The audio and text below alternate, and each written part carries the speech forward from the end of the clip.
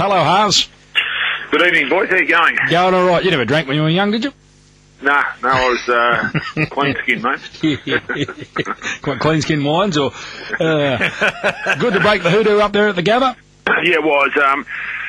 They had a couple of withdrawals along the way before the game, and then a couple of their players got injured. But having said that, I thought the way that we sort of were controlling the game without necessarily putting the accuracy on the scoreboard was pleasing, and we haven't been able to do that in years gone by. So I think it's a big tick for the team that we managed to do that on the road. A little bit of a slow start, a bit akin to the Richmond game, but once you got into stride, as you say, you did control it after that and just couldn't put them away. But geez, did you get a bit of a fright when they came back and still are lined up to actually draw the match there at one stage? Well, that's the issue. If you're inaccurate, particularly when you're playing, say, Brisbane at the Gabba, the crowd gets into it, the game doesn't... We couldn't put a space in the game. The crowd was always going to get anxious. And then the minute they look like getting close to us, then all of a sudden momentum can change quickly. And that's what we were dealing with. And unfortunately, I think the pleasing thing was that we did have 40 shots on goal, but and that's significant.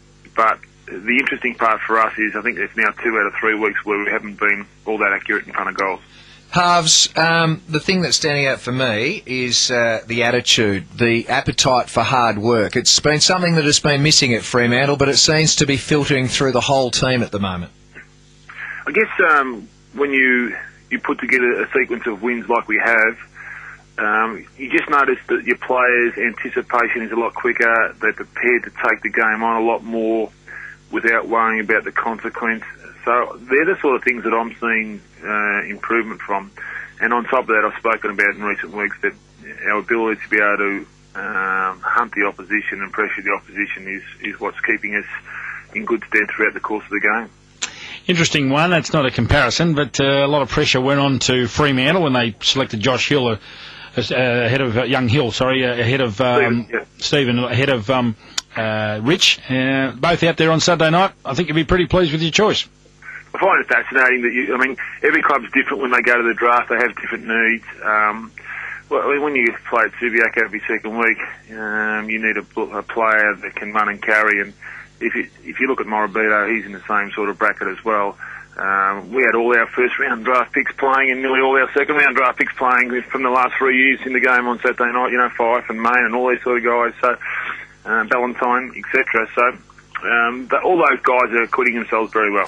Chris Tarrant, Luke McFarlane, as coach, you must be very proud of the way they've gone about their jobs, mate. They're in all-Australian form, those two.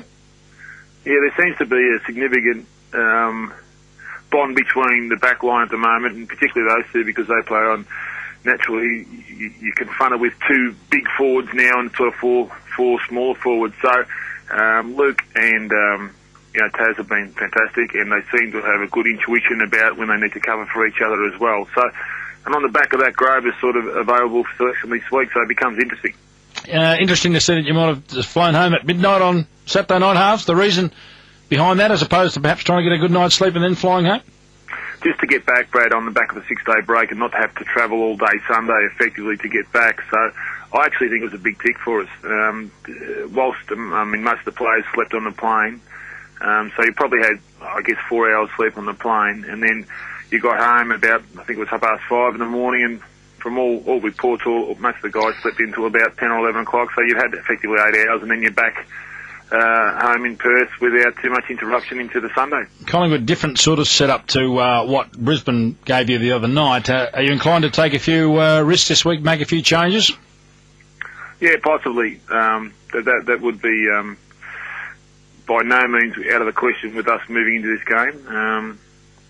It's horses for courses with Collingwood, and because they're a good pressuring side themselves. They run hard and they've got a lot of rotations. They tend to have a lot of guys that they can rotate through the midfield. So we're just going to have to make sure, on top of the road trip, that we get the right balance. Good teams win anywhere, Harvs. We've seen it over the years. Have you now got the belief, and have your players, that this is a good team? Certainly emerging. It's difficult to say because you're just confronted with different situations on a weekly basis.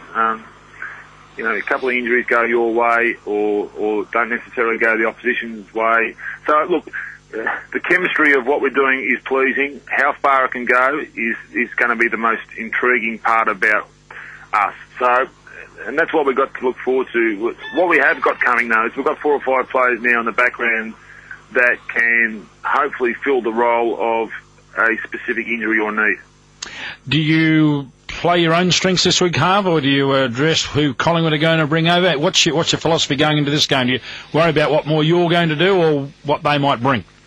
Brad, my understanding is we've got to be very guarded with our team and what we do. I think Mick likes to know a lot about the opposition, so you'll see our camp being very quiet over the next couple of days. We'll just pick what we think is the right for Friday night football. Simon Lloyd's already given you all the inside information anyway, hasn't he, Harvs? Well, you have a number of people that have been involved at Collingwood. I mean, Chris Tarrant was there, obviously.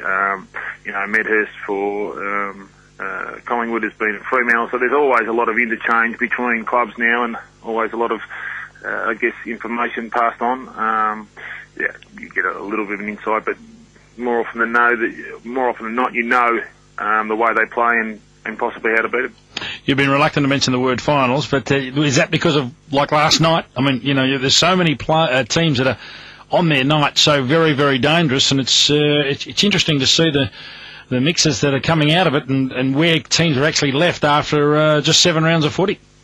Yeah, look, it's a matter of opinion who's going to finish in the top 4 or the top 8, and I would be interested to see all the people that have picked the finals, the final 8 in January and February, and to see exactly where they're at this particular stage. And so I think we're seeing a big change in the game. And if you think you were favourites last year, it's not necessarily the case, and that's how even the competition can be. And happy with the way the umpiring's been going, Harvs, and governed. I mean, you got a pretty good run on Saturday night, 19-4 in the first half. Yes, it was good. It was pleasing, Brad, I must say. What about the second half? I think there was about 2 free kicks our way after half time. What happened? I'm not sure. Yeah. No, they've done a very good job.